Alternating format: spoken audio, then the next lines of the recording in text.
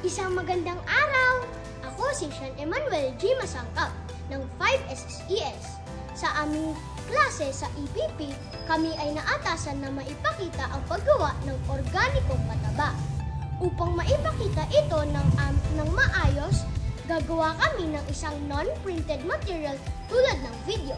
At ito ay aming i-upload sa internet para mas makapagbigay ng impormasyon sa mas maraming tagapanood. Magpapakita din kami ng mga pictures na makakatulong para mas maintindihang mabuti ang paggawa ng organikong pataba.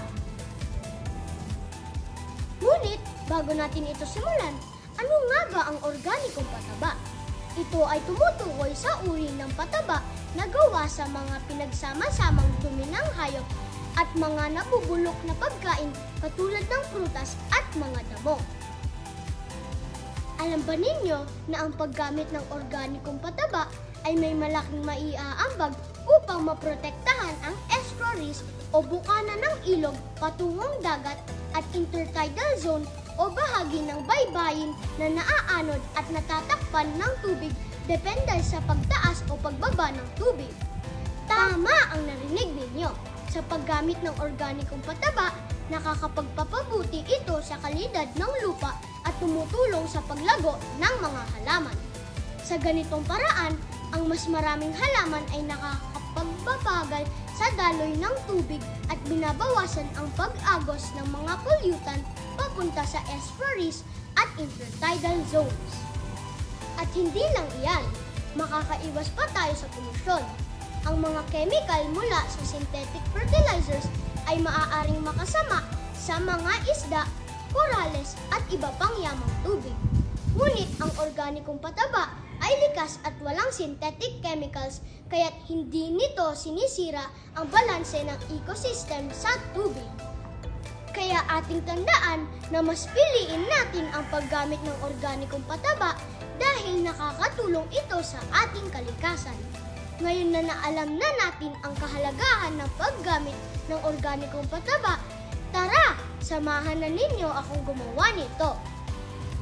Para sa gawain ito, gagamit tayo ng mga sumusunod: carbonized rice hull or sunog na ipa, animal manure o dumi ng hayop, tree wood dust o kusot at lupa.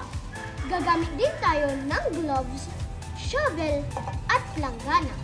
Ayan, simulan na natin.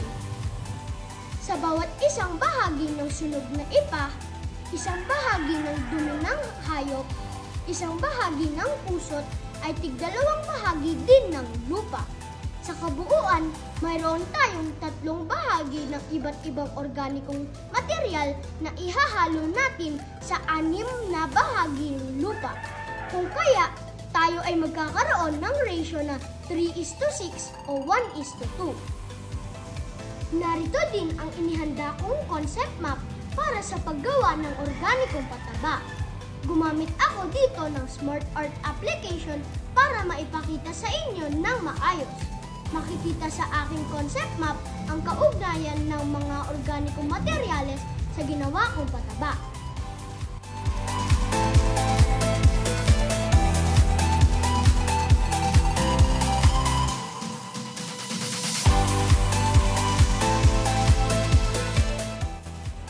Ayan, tapos na ang ating organikong pataba. Tayo na magtanim ng oregano sa mga pasong ito at gamitin na natin ang ating ginawang organikong pataba.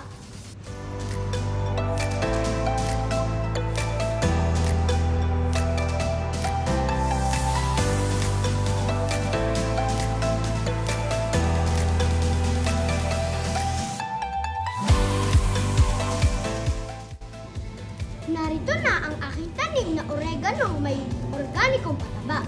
Sana ay madami kayong natutunan sa video na ito. So that's it! Thank you for watching this video! Salamat!